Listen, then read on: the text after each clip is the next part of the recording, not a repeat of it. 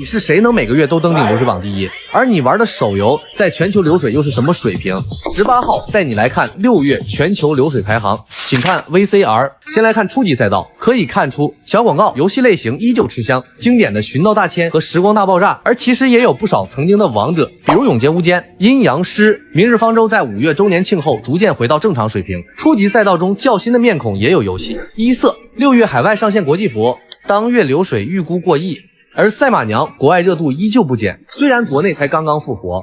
接下来看终极赛道，竞争更为强烈，熟悉的面孔更多，当然也有国内较为冷门的游戏，比如七骑士、胜利女神妮姬国际服稳扎稳打，火影和第5也已经拉开了小小差距。FGO 在本土流水十分强力，新游戏代表的话是有最近刚开的影之师，再往上进到高级圈钱区，先知人兮烈如麻，游戏的范围也更为广泛，但也有不少国内冷门游戏，就比如 Roblox、绝区零和明朝均为在日本的热度比国内高。39周端游火爆带动手游，宝可梦以及其他宝可梦 IP 都很给力，流水很不错，和平依旧能打。接下来再看前3名 Royal Match 无尽冬日，这无尽冬日能进到前3，在座的各位都有责任。Royal Match 海外热度非常高，第1名都不用猜了，依旧是手游老大哥王者荣耀。王者可能会凉，但至少不是现在。